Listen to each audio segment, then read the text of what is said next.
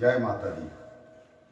प्रिय श्रोतागणों, अब मैं दुर्गा सप्तशती के 12वां अध्याय का पठन करने जा रहा हूँ। कृपया एकाग्र होकर के सुनेंगे, क्योंकि जब तक श्रोता एकाग्र होकर सुनेगा नहीं तब तक वक्ता भी पूर्ण रूप से एकाग्र होकर के अपनी बातों को रखेगा भी नहीं। और जब तक सुनने वाला एकाग्र होकर सुनेगा नहीं तो समझ में भी नहीं आएगा। अतः आप एकाग्र होकर के ही माँ का चरित्रों का वर्णन को श्रवण करेंगे। तो देवी जी बोलती हैं, जो पुरुष एकाग्र होकर के इन स्रोतों से नित्य मेरी स्तुति करेगा उसकी सभी बाधाएं मैं निश्चय ही नाश कर दूंगी। और जो मधुकेटव का नाश, महिषासुर का घात एवं शुभ निशुभ इन दोनों के वध आदि का कीर्तन करेंगे, और जो एकाग्र होकर के अष्टमी, चतुर्दशी, नवमी तिथियों में भक्ति पूर्वक मेरे इन उत्तम चरित्रों का महात्म सुनेंगे, उन्हें किसी प्रकार का अनिष्ट स्पर्श नहीं कर सकेगा। न पापों से उत्पन्न आपत्तियां उन्हें दुखित कर सकेगी और न ही दरिद्रता व्याप्त होगी। ना प्रिय का वियोग होगा, शत्रु का भय नहीं होगा, लुटेरे तथा राजा से भी कोई भय नहीं आएगा। और ना शस्त्रों से, ना अग्नि से, ना जलाशयों से भय कभी भी नहीं होगा। इसलिए मेरा महात्म एकाग्रचित होकर के पढ़ना चाहिए एवं भक्ति से सदा श्रोतागण सुनना भी चाहिए। मेरा चरित्र परम मंगलदायक है। महामारी से उत्पन्न सभी उपद्रवों को तथा तीनों तापों को मेरा महात्म शांत कर देता है। देवी जी बोलती है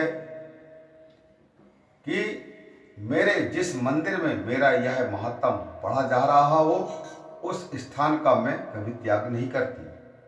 वहाँ मेरा सदा सन्निधान रहता है। बलिदान, पूजा, अग्निहोत्र एवं महोत्सव में मैं इस मेरे सारे चरित्र का पाठ करें और श्रवण करें। इस प्रकार विधि जान करके अथवा बिना जाने बलि, पूजा, हवन आदि जो कुछ भी करेगा उसे मैं प्रीति पूर्वक ग्रहण कर लेती हूँ। शरद काल में मेरी वार्षिक महापूजा की जाती है। उस अवसर पर जो मेरे इस महात्म को भक्ति के साथ सुनेगा उसकी सभी बाधाएं निवृत्त हो जाएगी और वह धन धान पुत्रादि से संयुक्त हो जाएगा। देवी जी बोलते हैं कि मेरी उस पर कृपा होगी इसमें किसी प्रकार का कोई संशय नहीं है। मेरे इस महात्म को, मेरी उत्पत्ति की पवित्र कथाओं को एवं युद्ध में मेरे पराक्रम को जो मनुष्य सुनेगा वह सर्वथा निर्भय हो जाएगा। मेरे महात्म सुनने वाले पुरुषों के शत्रु नष्ट हो जाते हैं, कल्याण प्राप्त होता है और कुल आनंदित रहता है। सभी शांति कर्मों में स्वप्न देखने पर, ग्रहों की दारुण पीड़ा होने पर मेरा महात्म अवश्य श्रवण करें। देवी जी बोलती है कि उसके सभी उपद्रव शांत हो जाते हैं, ग्रहों की दारुण पीड़ाएं निवृत्त हो जाती है, मनुष्य का देखा हुआ बुरा स्वप्न भी सुख स्वरूप हो जाता है। बाल ग्रहों तथा द्वारा पीड़ित बालकों के लिए यह महात्म शांतिदायक है। मनुष्यों में फूट हो जाने पर यह महात्म मित्रता कराने में परम उत्तम है। सभी दुराचारियों के बल का भली भांति नाश कर देता है। पढ़ने से ही राक्षस, भूत, पिशाच आदि का नाश हो जाता है और मेरा यह सारा महात्म मेरी सन्निधि प्राप्त करा देता है। पुष्प, अर्घ, दीप, धूप, गंध तथा उत्तम दीपों द्वारा मेरे पूजन से, ब्राह्मणों को भोजन कराने से, होम से, प्रतिदिन के अभिषेक से और भी अनेक प्रकार के भोगों पदार्थों के दान से वर्ष भर जो मेरे अर्पण करके आराधना करते हैं, इससे जो मुझे प्रसन्नता होती है वही प्रसन्नता मेरे इस महात्म के एक बार सुनने से हो जाती है। इसे सुनते ही सब पाप नष्ट हो जाते हैं, फिर आरोग्य प्राप्त हो जाता है। मेरी उत्पत्तियों का कीर्तन तो सभी भूतों से रक्षा कराता है। युद्ध में वर्णित मेरा जो चरित्र दुष्ट दैत्यों के नाश करने वाला है, उसके श्रवण करने पर मनुष्य को बैरियों से किसी प्रकार का भय नहीं रहता।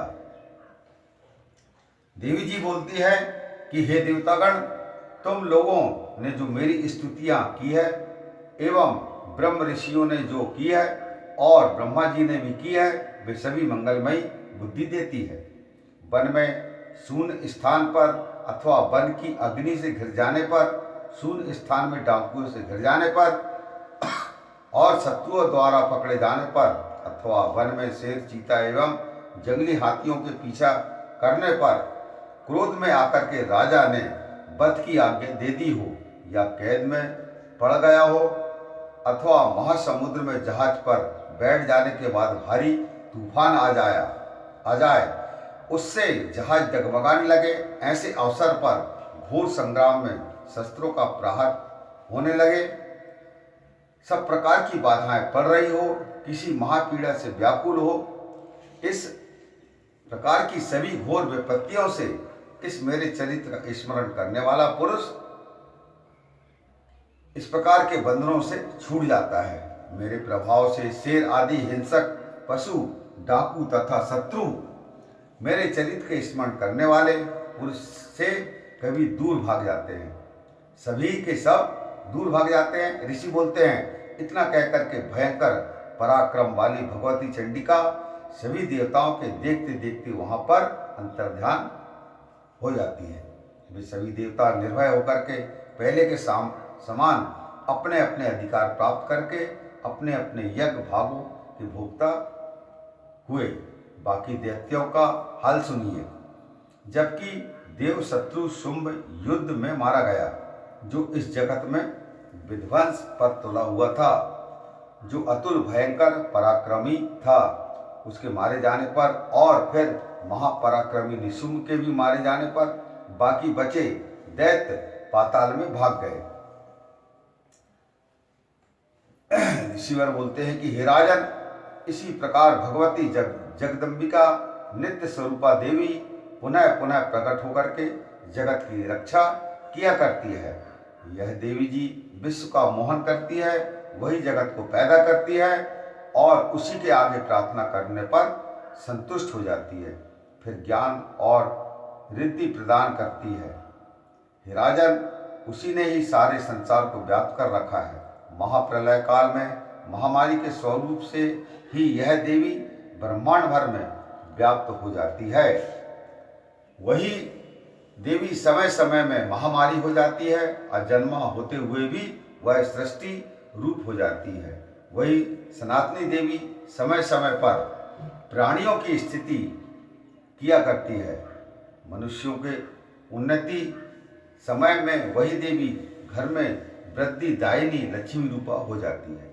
फिर अभाव के समय विनाश के लिए अलक्ष्मी अर्थात दरिद्रता भी बन जाती है।